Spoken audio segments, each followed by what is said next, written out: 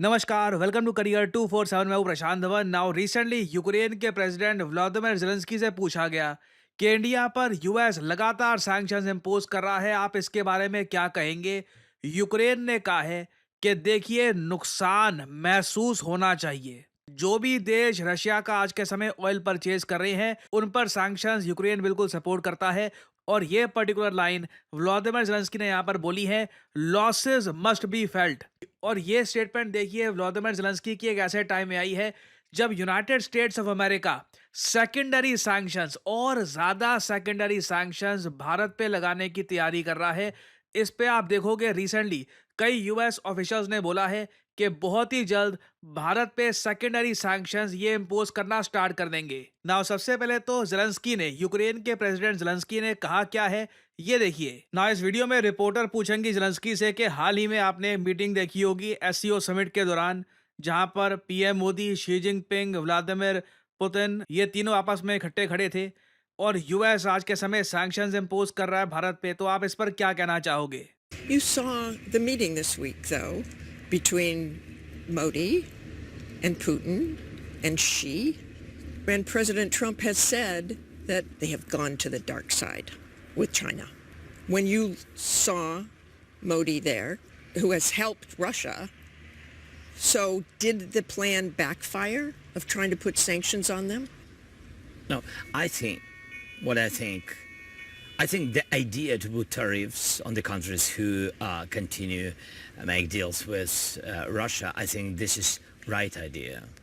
So clearly Vladimir Zelensky और Donald Trump की जो भी मीटिंग हुई थी उसमें डेफिनेटली जेलेंस्की ने काफ़ी बार ये आइडिया भी ब्रिंग अप किया होगा कि इंडिया, चाइना समेत कई और जो देश हैं जो आज के समय रशिया से ऑयल परचेज कर रहे हैं, इन पर भी आप सैंक्शंस इंपोज करने स्टार्ट कर दिए। इंटरेस्टिंगली यूएस ने अभी तक सैंक्शंस बस भारत पे ही इंपोज किए हैं, चाइना पे इंपोज नहीं किए। और रिसेंटली डोनाल्ड ट्रंप से पूछा गया कि यूक्रेन रशिया वॉर में जो सेकेंडरी सैंक्शंस अभी लगने हैं कंट्रीज पर, देखो अभी भारत पर ना फेज 1 के सैंक्शंस लगे हैं, 50% टैरिफ जिससे हमारे पहुंच गए हैं।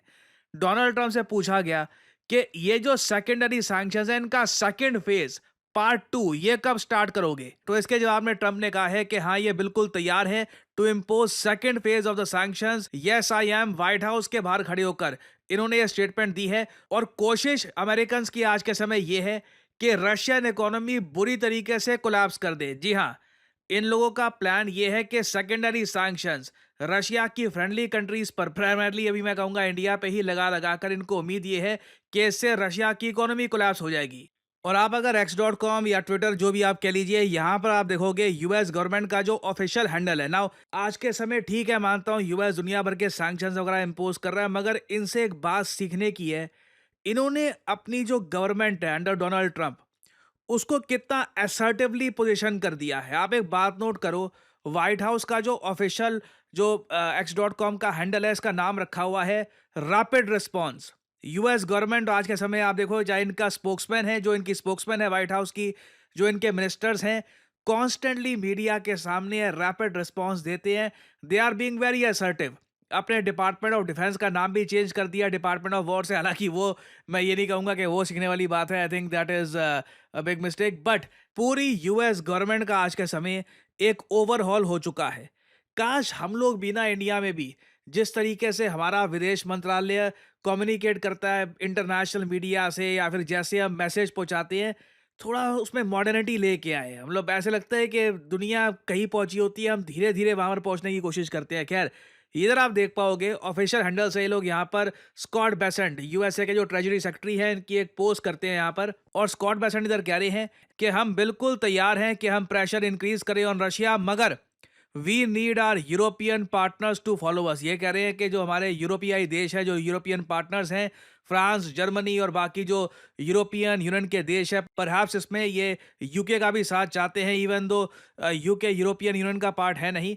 ये लोग कह रहे हैं अगर यूएस और यूरोपियन यूनियन ये इकट्ठा आ जाए और सैंक्शंस इंपोज करना स्टार्ट कर दे उन देशों पर जो रशियन ऑयल परचेज करते हैं, तो उससे आप देखोगे रशियन इकोनॉमी बुरी तरीके से कोलैप्स कर जाएगी। The Russian economy will be in full collapse. Problem देखो यहाँ पर ये है, ये सब चीजें ठीक है आज के समय बोली जा रही है, बट रशिया की इकोनॉमी ना आज के समय एक वॉर इकोनॉमी बन चुकी है। उनको इतना कुछ इम्पैक्ट पड़ेगा भी नहीं। कुछ अगर मान लीजिए उनका कुछ लॉसेस आने स्टार्ट हो जाते हैं, वो अपना ऑयल ना भी बेच पाते हैं अगर मान लीजिए, या कल को मान लीजिए इंडिया रशिया से ऑयल परचेज़ करना बंद भी कर देता है, उससे कहीं से भी रशिया रुकने वाला नहीं है। चाइना तब भी रशिया से ऑयल परचेज़ करता रहेगा। रिसेंटली आप अगर देखें तो व्लादिमीर पुतिन ने अनाउंस किया है कि एक और बहुत ही बड़ी पाइपलाइन कंस्ट्रक्ट की जाएगी बिटवीन रशिया एंड चाइना। और एक बार इंटरनेशनल मीडिया इसके बारे में क्या लिख रहा है ना, जरा हेडलाइन पढ़ना। China Russia pipeline deal seals Trump's Eurasia strategy collapse.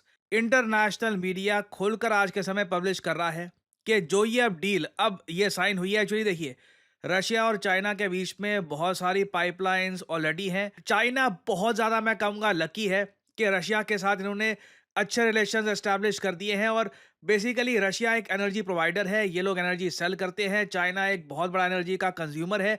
Perfect relation है, रिलेशंस मेड इन हेवन। और दो मेजर पाइपलाइंस हैं आज के समय जो रशिया से चाइना में जाती हैं, और छोटी पाइपलाइंस भी है, बट जो मेजर पाइपलाइन है यहाँ पे आप देख पाओगे पावर ऑफ सर्बिया, और उसके अलावा पावर ऑफ सर्बिया 2 पर भी अब काम शुरू हो जाएगा बहुत जल्द। उसके अलावा व्लादिवोस्तोक चाइना की भी एक पाइपलाइन है। यहाँ से देखिए natural gas Russia billions of dollars की चाइना को लगातार सेल कर रहा है। चाइना इस गैस की पेमेंट के लिए युआन का नया एक पेमेंट सिस्टम भी बना रहा है। ये सारी चीजें हो रही हैं। और आप एक बात नोट करना, ट्रंप बिल्कुल चुप है। ट्रंप बिल्कुल बात नहीं कर रहे कि चाइना रशिया ने नई पाइपलाइन की डील पर साइन कर लिया है। ये कुछ बात नहीं कर रहे कि चाइना आज भी रशिया से ऑयल परचेज कर रहा है, क्योंकि ये डोनाल्ड ट्रंप के नैरेटिव में फिट बैठता नहीं है। यूएसए में बहुत ही जल्द मिड टर्म इलेक्शंस होंगे। उन इलेक्शंस के दौरान ट्रंप ये बोलेंगे, देखो मैंने इंडिया को दंडित किया है, इंडिया मेन प्रॉब्लम था। बेसिकली अमेरिकन जनता को ये चूरन ये बेचने की कोशिश करेंगे कि सारे प्रॉब्लम की जो जड़ थी वो भारत था। भारत पे हमने अभी जो सेकेंडरी सैंक्शंस है इसका फेज 2 इम्पोज कर दिया है, और चाइना की ये बिल्कुल भी बात नहीं करने वाले। देखना ये होगा कि अमेरिकन जनता क्या इस बात से बेवकूफ़ बन जाएगी, या फिर कहीं ना कहीं लोग रियलाइज करेंगे कि इंडिया पर ये सैंक्शंस टैरिफ्स लगाकर डोनाल्ड ट्रंप बस एक डोमेस्टिक पॉलिटिक्स का गेम खेल रहे हैं। इससे रियलिटी में रशिया को कोई भी लॉस नहीं होने वाला। और जहाँ तक मैं बात करूँ यूक्रेन की, तो रिसेंटली हंगरी हंगरी देखिए एक बहुत ही इंपॉर्टेंट यूरोपियन देश है। यहाँ के प्रेसिडेंट जो है विक्टर ओरबान, इन्होंने रिसेंटली एक कमेंट दी है। इन्होंने ये कहा है कि जो भी मैं अभी तक समझा हूँ, मैंने रशियन से बात जो करी है और जो भी प्लान्स बन रहे हैं, उससे मैं ये आपको बता दूँ, यूक्रेन के 3 हिस्से होंगे। जी हाँ, ये बात विक्टर ओरबान ने बोली है कि Ukraine will be divided into 3 zones. कुछ हद तक ऐसा होगा यूक्रेन का हाल। नाउ अगेन ऐसा नहीं है कि 100% यही मैप होगा। ये बस एक कॉन्सेप्ट मैप है जो आज के समय सोशल मीडिया में काफ़ी डिस्कस किया जा रहा है। जो लाल हिस्सा रशिया कब्जा चुका है, ये लोग कब्जा कर रखेंगे, वो तो छोड़ने वाले हैं नहीं। हो सकता है कि कुछ और हिस्से रशिया और यहाँ पर कब्जा लें। फिर बीच का जो पार्ट है ना यूक्रेन का, ये होगा डीमिलिटराइज्ड जोन। मतलब कि यहाँ पर कोई भी सेना, कोई भी किसी की भी सेना डिप्लॉय नहीं होगी, बट ये फिर भी यूक्रेन होगा। इसे यूक्रेन डीमिलिटराइज्ड जोन कहा जाएगा। ये अपने आप में हो सकता है एक इंटरनेशनल टेरिटरी बन जाए जो यूक्रेन का पार्ट नहीं होगा। फिर आखिर में ये जो हिस्सा बचेगा यूक्रेन का, ये एक प्रो यूरोप यूक्रेन होगा जो यूरोपियन यूनियन का पार्ट होगा। ना नेटो का पार्ट ये लोग बन पाएंगे नहीं बन पाएंगे, उसके चांसेस ऑब्वियसली काफ़ी कम लग रहे हैं, बट यूक्रेनियंस कोशिश करेंगे कि एटलीस्ट आखिर में जो ये वाला हिस्सा बचेगा यूक्रेन का, इसको हो सकता है कि नेटो का पार्ट बना ले। बट यूक्रेन काफ़ी हद तक 3 हिस्सों में बढ़ता हुआ दिख रहा है। ट्रंप की जो स्ट्रैटेजी थी ये बुरी तरीके से फेल कर रही है। रशिया की फाइनेंसिंग चाइना ओपनली कर रहा है, और आने वाले कई दशकों के लिए डोनाल्ड ट्रंप इंडिया के साथ रिलेशंस और ख़राब कर देंगे। और मैंने रिसेंटली एक आर्टिकल देखा था डॉक्टर शशि थरूर का। इन्होंने अब ये कहा है कि इंडिया कभी भी ये इंसल्ट्स और जो भी डोनाल्ड ट्रंप की तरफ से स्टेटमेंट्स आई हैं कभी भूलेगा नहीं। यहाँ पे आप देख पाओगे शशि थरूर साहब ने कहा है कि कांट फॉरगेट इंसल्ट्स। बिल्कुल डोनाल्ड ट्रंप की जो रीसेंट स्टेटमेंट है वहाँ पे टोन उनकी थोड़ी बहुत सॉफ्ट दिख रही है, मगर जो मैंने आपको बात बताई थी वही बात यहाँ पे थरूर साहब कह रहे हैं कि अभी हम यूएसए के साथ रिलेशंस नॉर्मलाइज, मतलब आप कह लीजिए ये एज्यूम नहीं कर सकते कि सब कुछ अब नॉर्मल हो गया है। रिलेशंस स्ट्रैटेजिकली अभी भी काफ़ी हद तक नॉर्मल है, बट जो इंसल्ट्स यूएसए के मिनिस्टर्स ने और डोनाल्ड ट्रंप ने यूज़ करी है against India, Indians certainly will not forget this. तो एक कंप्लीट डिजास्टर है ये, and the biggest two winners in all of this are China and Russia. अब यहाँ से आपको दिख रहा होगा कि जब फॉरेन पॉलिसी खराब तरीके से प्ले आउट होती है ना, तो इस तरीके से एक कंट्री का लॉस हो सकता है। आई थिंक अमेरिकन्स भी धीरे धीरे रियलाइज कर रहे हैं और आने वाले टाइम में और रियलाइज करेंगे what they have lost. It was an utter disaster. हर तरफ से आप कह सकते हैं एक बार को जो बाइडेन की स्ट्रेटजी आप कह सकते हैं रिलेटिवली बेटर थी, जो ट्रंप ने यहाँ पर करने की कोशिश करी है उसके कंपैरिजन में अगर हम देखें तो। अभी के लिए अगर हम देखें तो we can simply wait and watch कि ट्रंप अभी कौन से नए सेकेंडरी सैंक्शंस का पार्ट 2 जो भी है क्या लगाते हैं भारत पे, क्या ये बड़ा स्टेप उठाते हैं। It will be very interesting to see. Now finally यहाँ पे आप लोगों से मैं एक सवाल पूछूंगा। क्वेश्चन ये है, ICC women's ODI world cup काफ़ी न्यूज़ में है आज के समय। 2025 का जो ICC women's ODI world cup है, ये कौन सा देश होस्ट करेगा, कौन से 2 देश होस्ट करेंगे? ये है यहाँ पे आपकी options, Bharat Sri Lanka, Bharat Bangladesh, Australia England, या फिर England south Africa. Comment section में करिए उत्तर। जो लोग देंगे सही आंसर उनकी कमेंट को मैं दे दूंगा हार्ट, ताकि बाकी लोग समझ पाएं कि सही उत्तर क्या है। और फाइनली एक इंपॉर्टेंट मैसेज आप लोगों के लिए। आप लोगों ने एक बात नोट करी होगी कि कई लोग इस बात के चिंतन में होते हैं कि आर्टिफिशियल इंटेलिजेंस सबकी जॉब ले लेगा, जबकि एनवीडिया के सीईओ ने ओपनली ये कहा था कि वो आदमी आपकी जॉब लेगा जो आर्टिफिशियल इंटेलिजेंस को प्रॉपरली यूज करना समझ चुका है और एआई के जरिए अपनी प्रोडक्टिविटी वो काफी हद तक बढ़ा चुका है। करियर 247 आपके लिए लेके आया है डेटा एनालिस्ट कोर्स, जो हमारा सबसे ज्यादा इन डिमांड कोर्स है आज के समय। कई लोग फ्रॉम ऑल ओवर इंडिया आज के समय डेटा एनालिटिक्स होता क्या है, कैसे उसमें करियर बिल्ड कर सकते हैं, ये सीख रहे हैं थ्रू करियर 247। और याद रखिएगा, इस कोर्स का नाम सिर्फ करियर 247 डेटा एनालिटिक्स कोर्स नहीं है, this is data analytics with generative AI. क्योंकि जब आप जॉब मार्केट में उतरते हो तब आपके पास सिर्फ एक ग्रेजुएशन डिग्री काफी नहीं है।